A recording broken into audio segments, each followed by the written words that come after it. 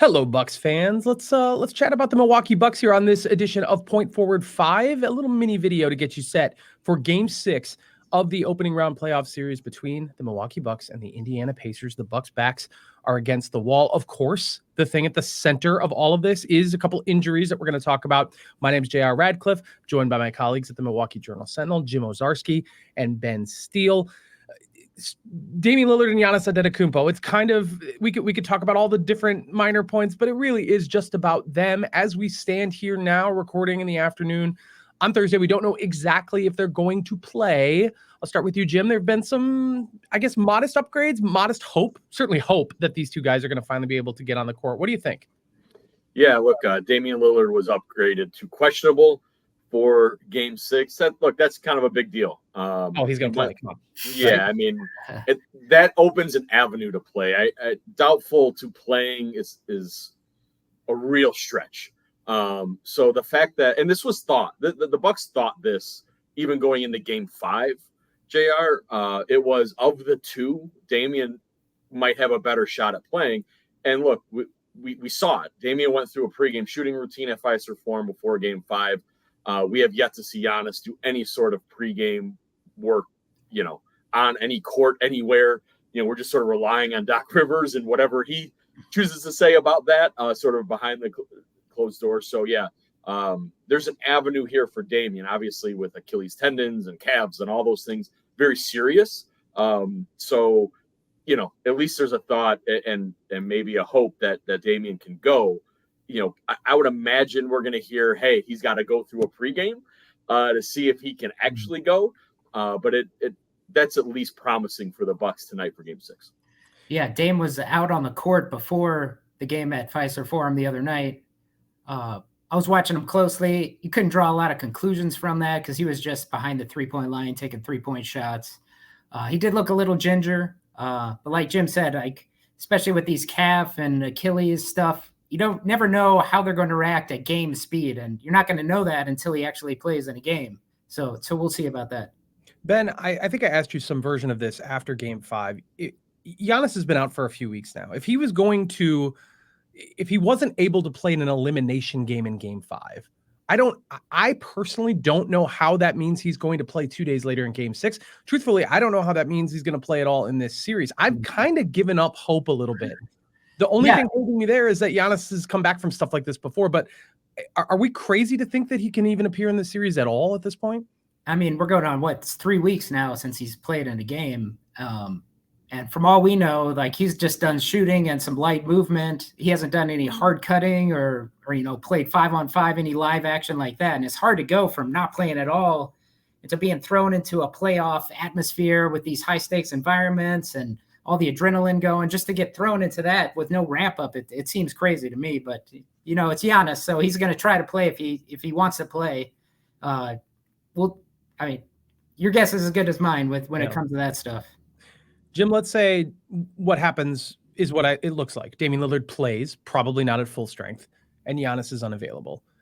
Okay, so that's where we stood in Game 3 when Indiana was able to take the Bucks or win in overtime after the Bucks made a furious comeback. So it feels like the playing field is leveled a little bit, but I don't know. The Pacers also beat the Bucks in Game 2 with Damian Lillard. I still feel like it is a long shot for them to win this series, to win 2 straight games with just Damian Lillard, especially at half strength. But what has to happen? I mean, do you think it's what they did in Game 5 is something they can replicate where kind of everybody has a great game at once? I mean, how do you see them surviving what they're facing right now? Yeah, I mean, it's a long shot by math. 13 teams have come back in the history of the NBA playoffs to win a series when down 3-1. That's not great. Doc Rivers, unfortunately, has been on the other side of 3 of those. He has yet to have a team come back from 3-1.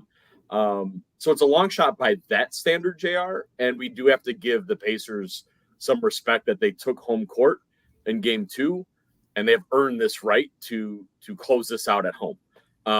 But it's not a long shot if you've watched these games. They came from 19 down. The Bucks had every chance to win in overtime if they could have just gotten a rebound at some point. They didn't, though. They could have won Game 4 the way they played.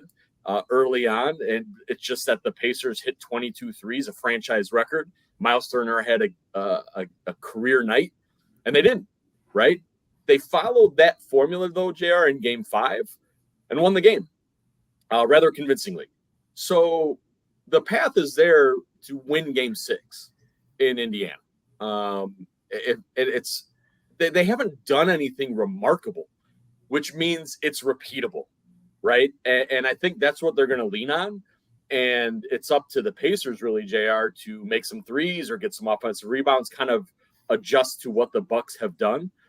So, yeah, I mean, it is a long shot by math, but I think the Bucks go into Game 6 really confident they can get it done. Bucks have never come back themselves from a 3-1 deficit. Only 13 teams have in NBA playoff history. It's not a common occurrence, but this would, if they're able to pull it off, would certainly be a first. Ben, you know what we're seeing on the court is Danilo Gallinari. That's the thing that's happening a lot. He's on the podium in postgame, which is its own catch you off guard sort of thing. So we haven't seen a lot of him all year long. He was brought in, he's a veteran. He's a name people know, but I don't think anybody thought he was going to contribute sort of in any meaningful way. His 20 minutes in Game 5.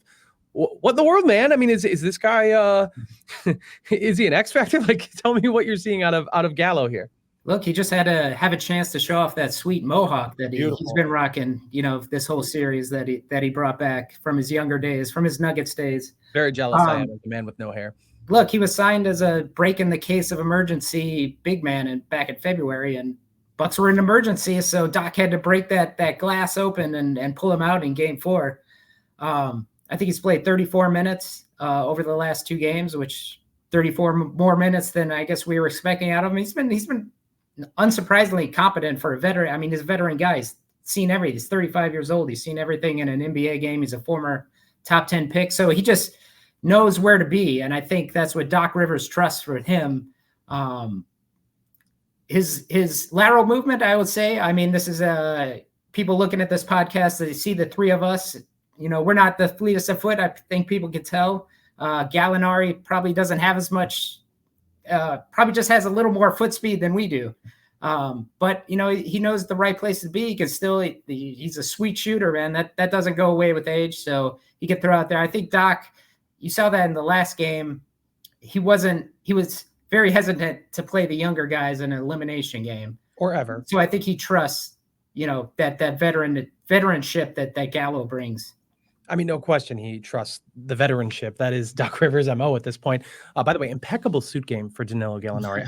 Excellent. He's Italian, He's Italian. I mean, say no more. Say less, as Patrick Beverley would say. Speaking of these guys, though, Patrick Beverley, Danilo Gallinari, Malik Beasley, who kind of rediscovered himself a little bit in this playoff series. It was a tight 7 guys, who were contributing in Game 5. Jay Crowder didn't see the floor. Guys like AJ Green, Andre Jackson, they played only very sparingly. That has been the case. Jackson and Green, guys who I think a lot of people feel like can maybe contribute a little bit more. I know Doc Rivers is hesitant to do that. Jim, do you think there is a pathway here to see more from those guys? I mean, AJ Green's got to get hot again shooting, and Andre Jackson's offensive game is still limited. But do you think there is a role for them if this team is to pull off something like coming back from down 3-1 without their stars? I mean, I think the role is what it is right now. Andre has been a pressure release. He ran point essentially for Danny Hurley's UConn team, winning a national title. It's different that it's the playoffs and he's got better players to do that, but he's sort of given them that. And of course, some feistiness on the glass, and defensively, as we have seen throughout the year. That's no different than the Andre we've seen in spurts. But to your question, it's AJ Green. He hasn't made any shots yet, and it's unfortunate. But he's the one of the 2 that would play more, if you will, JR. And that would be if he comes out in his little minutes and hits 2 threes right away. Because Doc has shown if a group or a pairing or a player gets on a roll, he's going to ride that till it ends. That goes back to Gallo, right? And maybe he's stretched that a little too long at times, but I think he'd rather see that sort of thing run out of gas than end it too early. So if AJ comes in and hits a couple threes and he's feeling it and the team's feeling it, we're going to see him play. Andre Jackson Jr., I think that's more of a defensive feel. Someone's getting going. Maybe the Pacers are getting out and running. Okay, let's get AJ in to help relieve some of this pressure on either end. Yeah, it's going to be tough for those young guys tonight, too. I mean, Gainbridge Fieldhouse is going to be rocking. The Pacers haven't won a playoff series since 2014. So that fan base is going to be rabid. That's a tough environment for those young guys to be thrown into. That's a fire. So, Ben, I'm going to close it down with this question, and this is cart before the horse. It's survive in advance mode for the Bucks. But let's say they do this. They win the next 2 games. Giannis isn't healthy, but they pull it off. They advance to the next round. That's either the Knicks or the 76ers. Do they have any chance, Ben, to like heal up, figure this out? Like, is there any way that this can still be a championship caliber season for the Milwaukee Bucks, or does it feel like that ship has just completely sailed? I mean, it just depends on what Giannis Antetokounmpo looks like. I mean, if he's completely healthy, he's going to be the best player in any series that he plays in the Eastern Conference, at least. Mm-hmm. So that always gives you a chance. So it just remains to be seen what Giannis Antetokounmpo are we going to get when he gets back on the court. Yeah, JR. And look, again, the math is poor right now. But there is a legitimate pathway to advancing to the second round against New York or Philly as we record this. And those are teams that the Bucks didn't have problems with in the regular season as they did against the Indiana Pacers. And so it's one of those where, to your point of the championship expectation, it seems far-fetched as they are down 3-2, have to win 2 more.